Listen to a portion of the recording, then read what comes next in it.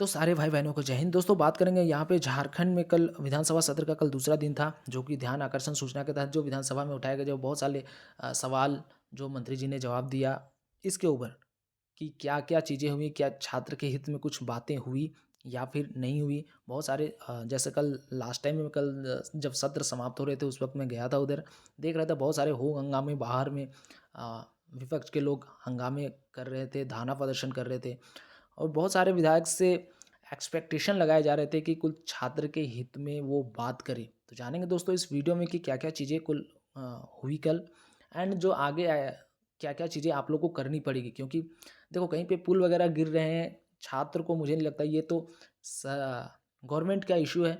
आपका हित में यही है कि आपके एग्ज़ामिनेशंस कब आते हैं, इसके बारे में कोई सदन में बोले, ठीक है? चलिए दोस्तों जानेंगे इस वीडियो में कि कैसे क्या-क्या चीज़ें हुई जो मेन-मेन जो विधायक थे जिससे आप एक्सपेक्टेशन कर रहे थे, वो क्या बोले इसके बारे में, क्या छात्र के हितों में कुछ बातें हुई या नहीं हुई, ठीक है? चलिए दोस्तों वीडियो स्टार्ट करते हैं। लेकिन दोस्तों वीडियो स्टार्ट करने से पहले जो लोग भाई-बहन आप लोग चैनल पर नए हो, आप लोग चैनल को लाइक, सब्सक्राइब ज़रूर कर लेना ताकि जो भी जॉब की इन्फॉर्मेशन आएगी, फिर चाहे ऐसे ट्रेंडिंग टॉपिक्स होंगे, आप लोग को वीडियो टाइम टू टाइम मिलते रहेंगे, ठीक है? चलिए दोस्तों वीडियो स्टार्ट करते हैं। सबसे पहले बात करी जाए यहाँ पे इरफान अंसारी जी की, तो इन्होंने कल आते ही सत्ता पक्ष के लोगों से अ, होनी स्टार्ट हुई ध्यान आकर्षण वाली जो चीज़ें थी, वो स्टार्टिंग होती है। तो यहाँ से सबसे पहले इरफान अंसारी जी का मैंने स्टेटमेंट देख रहा था, तो ये सीधे आके बोले चूँकि ये स्वास्थ्य मंत्री ने बनाया गया है, तो ये हज़ारीबाग में जो 500 बेड की जो मेडिकल हॉस्पिटल जो बन रही है यहाँ पे, उसका जो 90% काम हो चुका है, ये बोलते हैं। लेकिन हकीकत ये ऐसा नहीं है कि 90% अभी तक काम नहीं हुआ है। लेकिन इस ये 500 बेड का वो अस्पताल बनाए जा रहे हैं, इसके ऊपर इन्होंने बात छेड़ी। लेकिन ये नहीं बताया इन्होंने कि उस पर रिक्रूटमेंट कैसी होगी। 500 बेड का आप अस्पताल बना रहे हो, तो क्या उसमें नर्स की भर्ती होनी चाहिए या फिर कैसे करोगे? ये नहीं बताया कि हम इससे जो प्रीवियस में जो फॉर्म फिल अप किए जा चुके हैं झारखंड में नर्सिंग फील्ड के ऊपर, उसकी एग्ज़ामिनेशंस कब होंगे, ये इन्होंने नहीं बताया। बस ये बोला इन्होंने कि जो बेड अब ये बनाने जा रहे हैं और हॉस्पिटल बन रहे हैं, लेकिन रिक्रूटमेंट कब करेंगे, इसके बारे में इन्होंने कुछ भी नहीं बोला। वहीं शिल्पी नेहा तिर्की जी के बारे में बात कर ली जाए तो इन्होंने डीएलएड शिक्षक परीक्षण की जो मान्यता थी, वो 2023 में ख़त्म होने की ये लोग जो चीज़ें थी, उसके ऊपर इन्होंने बहस कर दी कि डीएलएड का जो प्रशिक्षण फिर से शुरू करने के सवाल पर ये जो मंत्री जो थे शिल्पी नेहा तिर्की जी, इन्होंने बताया था कि नई शिक्षा नीति लागू की गई है। इसमें 4 वर्ष के शिक्षण प्रशिक्षण के जो प्रावधान है, ऐसे में 2030 के बाद डीएलएड प्रशिक्षण की जो मान्यता है, वो पूरी तरीके से ख़त्म हो जाएगी। लेकिन इन्होंने भी छात्र के हित में कुछ नहीं बोला।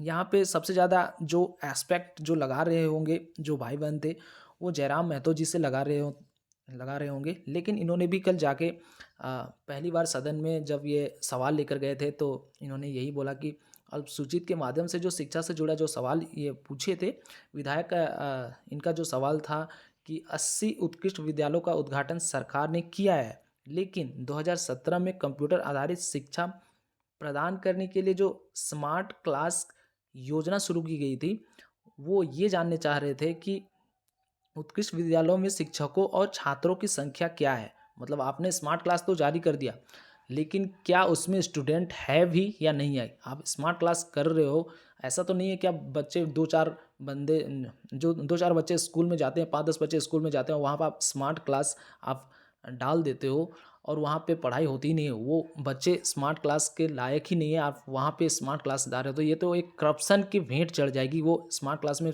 ऐसे भी स्मार्ट क्लास आप जाते हो तो उसमें जो इक्विपमेंट्स जो लगते हैं कम से कम 70 से 80 हज़ार रुपये एक इक्विपमेंट्स के लगते हैं। तो क्या वो इक्विपमेंट्स चल रहे हैं या फिर नहीं चल रहे हैं? इस पर जवाब भी दिया गया है। लेकिन इसके बाद में जब जयराम महतो जी से मुझे लगा कि ये कुछ क्रॉस क्वेश्चन पूछे जाएँगे, लेकिन वो शायद इस क्रॉस क्वेश्चन के लिए नहीं रेडी हो पा रहे। हो सकता है आने वाले दिनों में जब आएँ, तो वे अच्छे तरीके से इस पर सवाल उठाएँ। नेक्स्ट जो थे नवीन जायसवाल जी से भी एक्सपेक्टेशन थी कि वो जाके बोलेंगे सदन में, लेकिन ये पुरानी ही बातों को लेके बैठ गए। मतलब कि जो सीजीएल का जो मुद्दा था, इसी के ऊपर ये इन्होंने बात करी कि सीजीएल की जब जांच हो तो वो सीबीआई जांच कराई जाए। बस इसी के ऊपर इन्होंने बात करी। बाकी जो थे जैसे मान के चलो इन्होंने जैसे कल शाम के वक्त मुझे मेरी जयराम महतो जी से भी मुलाकात हुई एंड अपने जो हटिया विधानसभा जो क्षेत्र से नवीन जायसवाल जी हैं, उनसे भी मेरी मुलाकात हुई। जयराम जी से मैंने पूछा कि आप सर देखो छात्र जो हैं झारखंड के बहुत ज़्यादा डिप्रेस में हैं, क्योंकि इनका जो एग्जामिनेशंस होने को है वो जेपीएससी एंड जेएसएससी के जो चेयरमैन नियुक्ति नहीं हो रही है, उसके कारण ना तो एग्ज़ाम कैलेंडर आ रहा है, ना ही इन्हें एग्ज़ाम्स का कब होने को है वो भी पता नहीं चल रहा है। तो कैसे चलेंगे? बहुत दिनों से ये सारी चीज़ें चल रही है, तो आप प्लीज़ उसके ऊपर एक बात नेक्स्ट जो आप आओगे सदन में तो उसके ऊपर ज़रूर बात करें। तो उन्होंने यही कहा कि भई नेक्स्ट अभी तो छुट्टी 2 दिन बाद में जब वो आएँगे तो इसके ऊपर सोचे हैं कि ये हाँ, इसके ऊपर मैं बात करूँगा। उसके बाद में नवीन जायसवाल जी से भी मेरी बात हुई, तो उन्होंने कहा कि आप मुझसे आके मुलाकात करके एक जो चिट्ठी है आप उसके माध्यम से मुझे दें। तो मैंने ये भी बोला कि ठीक है, अब मैं आज जाऊँगा तो आपको जो जेएसएससी एंड जो जेपीएससी के जो चेयरमैन हैं, उनकी नियुक्ति के बारे में बहुत सारी चीज़ें मैंने लिख रखी है, जो आज मैं ज्ञापन में अपने जो विधानसभा जो अपने जो विधायक जो हैं नवीन जायसवाल जी, उन्हें जाकर मैं ज्ञापन सौंपने जा रहा हूँ कि ये बातें आप जाके सदन में ज़रूर बोलें। आप भी अपने-अपने विधायक हैं, जो भी एस्पिरेंट होंगे, आपने विधायक चुना है इसलिए क्योंकि आपकी जो बातें हैं, उसे सदन में रखी जाएँ। आपकी जो आप इसीलिए वोट करते हो कि हमारी जो बातें हैं उसे सदन में रखें। ऐसा तो नहीं है आप सीधे आके सदन में आप ही आके बोल सकते हो। इसीलिए आप विधायक चुनते हो कि आप आके अपनी जो बातें हैं वो अपने विधायक से कराएँ। तो आप जितने भी जो भी भाई-बहन हैं, हो सकता है आप मेरे जैसे ज्ञापन सौंपने तो नहीं जा सकते हो, लेकिन अपने जो विधायक उनका जो ट्विटर हैंडल होगा, उस पे जाके आप ट्वीट एक बार करें कि सर हमारी बातों को जेपीएससी या जेएसएससी का जो चेयरमैन है, उन वे बातों को जाके आप लोग रखें सदन में। जो भी एस्पिरेंट होंगे आपके जितने भी क्षेत्र में हैं, पूरा 81 क्षेत्र में आप देखोगे जिस भी विधानसभा में आप हो, आप अपने जो विधायक हैं उन्हें एक बार या तो अगर नहीं जा सकते हो तो ट्वीट के माध्यम से एक बार उन्हें ज़रूर ट्वीट करना कि नेक्स्ट आप जाओ तो जेपीएससी एंड जेएसएससी के ऊपर ज़रूर थोड़ा-सा भी बात बोलें लेकिन बोलिए ज़रूर।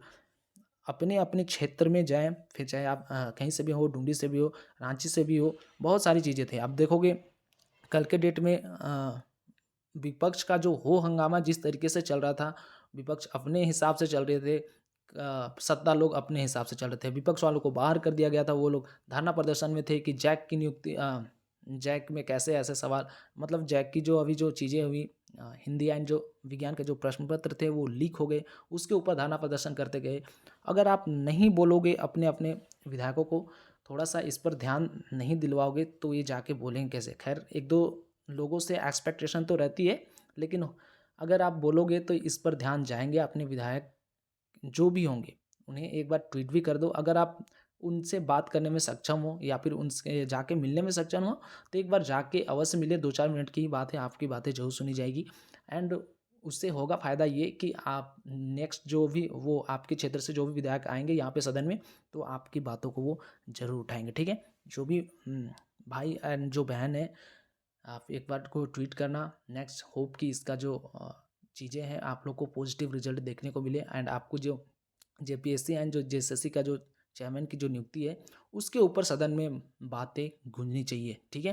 तो जो भी मैंने बातें बताई है, आज तो मैं जाके ज्ञापन सौंप दूँगा। आप भी अपने-अपने विधायक के पास में अगर जाने में सक्षम हो, डेफ़िनेटली आप जाओ एंड इसके ऊपर बात करो ताकि जो सदन में है सदन में बात रखोगे तो इसकी आवाज़ थोड़ी-सी बुलंद होती है, इस पर ज़्यादा ध्यान डायरेक्ट फ़ॉर्म में गवर्नमेंट के पास में जाती है। तो आप डेफ़िनेटली ये काम कर सकते हो, थोड़ा-सा एक बार करोगे तो कुछ पॉजिटिव रिजल्ट ज़रूर देखने को मिलेंगे। बाकी जो भी चीज़ें हैं, जो भी बातें मैंने बताई समझ में आई होगी।